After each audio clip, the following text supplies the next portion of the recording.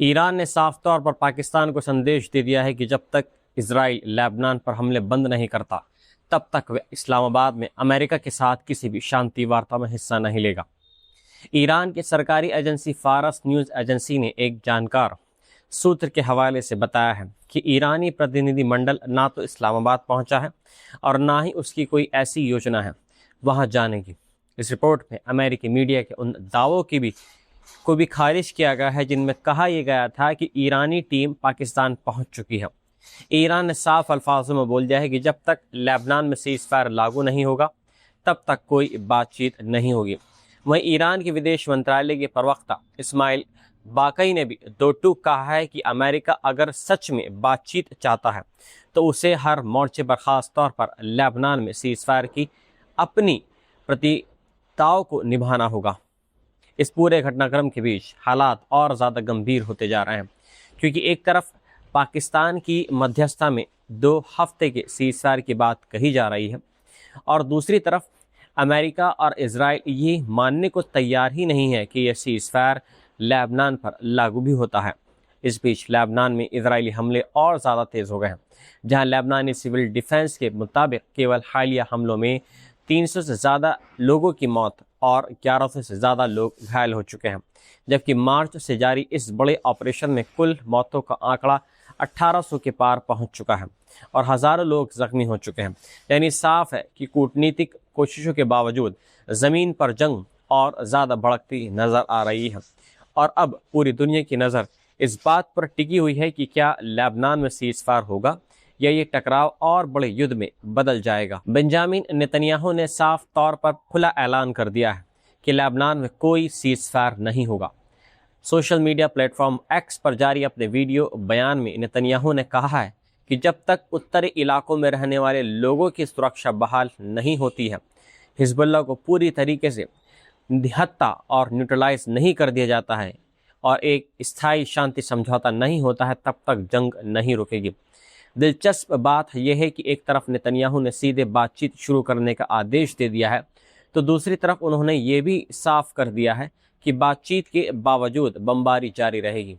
उन्होंने दावा ये किया है कि इजराइल ताकत के दम पर असली शांति हासिल करने की कोशिश कर रहा है और हालिया सैन्य कामयाबियों ने इजराइल के अंतर्राष्ट्रीय रिश्तों में बड़े बदलाव ला दिए हैं। इसी बीच अमेरिका ने भी पुष्टि की है कि अगले हफ्ते अमेरिका में इजराइल और लेबनान के बीच सीज़फायर पर बातचीत हो सकती है, जिसकी पहली बैठक वाशिंगटन में स्टेट डिपार्टमेंट में होने की संभावना है। रिपोर्ट्स के मुताबिक इन बातचीतों में अमेरिकी प्रतिनिधि मिशेल ईसा, इजराइल की तरफ से यखियल लाइटर और लेबनान की ओर से नदा हामिदी मवाद शामिल होंगे। लेकिन ज़मीन पर हालात बिल्कुल अलग तस्वीर दिखा रहे हैं,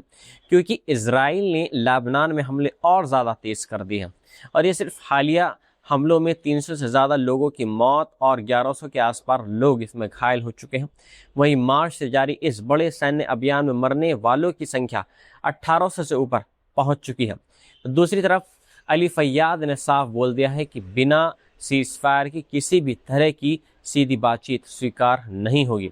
और लेबनान सरकार से मांग की है कि पहले इजराइल हमले रोके, सेना पीछे हट जाएगी और विस्थापित लोगों को उनके घरों में वापस भेजा जाए।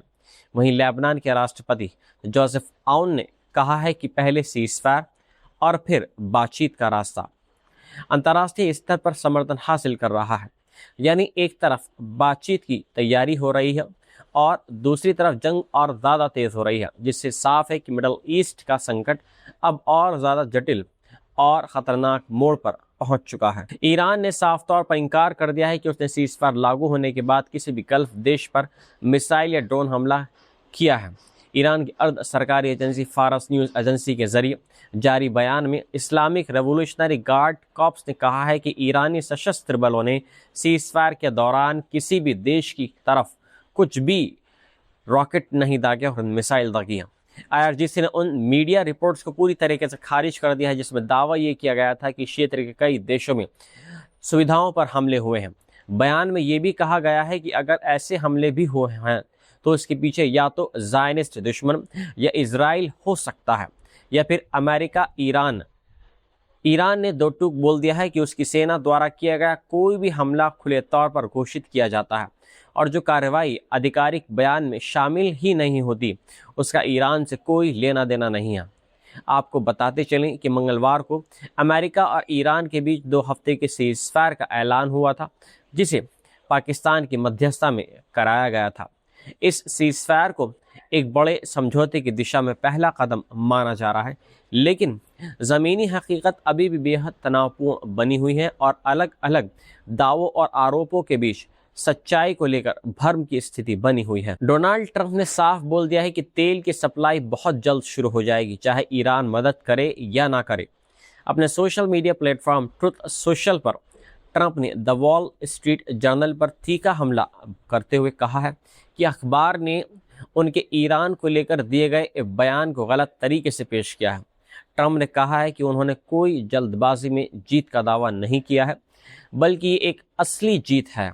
और इसमें कुछ भी समय से पहले नहीं है। उन्होंने बार बार बोला है कि उनके रहते ईरान कभी भी परमाणु हथियार हासिल नहीं कर पाएगा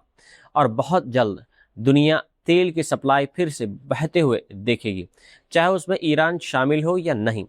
ट्रंप ने यह भी आरोप लगाया है कि वॉल स्ट्रीट जर्नल हमेशा उनकी आलोचना करने में जल्दी करता है, लेकिन अपनी गलतियों को मानने में पीछे रहता है। इस बयान को ऐसे वक्त में बेहद अहम माना जा रहा है जब क्षेत्र में तेल सप्लाई, स्ट्रेट ऑफ हार्मोज जैसे समुद्री रास्तों और जंग के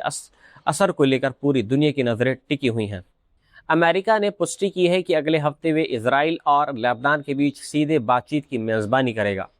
अमेरिकी विदेश विभाग के एक अधिकारी ने बताया है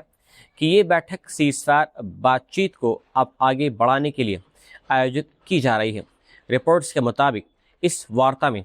अमेरिकी प्रतिनिधि मंडल का नेतृत्व लेबनान में अमेरिका के राजदूत मिशेल ईसा करेंगे, जबकि इजराइल की तरफ से वाशिंगटन में उसके राजदूत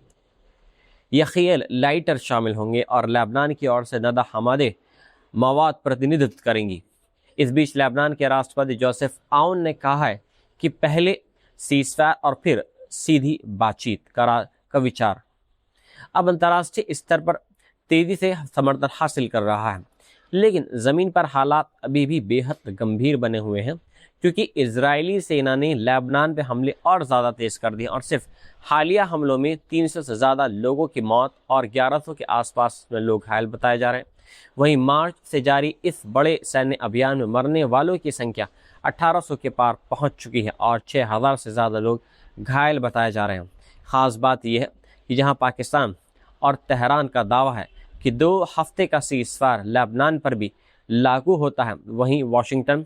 और तेल अवीव इस बात को मानने से इनकार कर रहे हैं। यानी एक तरफ बातचीत की तैयारी हो रही है और दूसरी तरफ बमबारी भी हो रही है, जिससे साफ है कि मिडल ईस्ट में शांति की राह अभी भी बेहद मुश्किल नज़र आ रही है।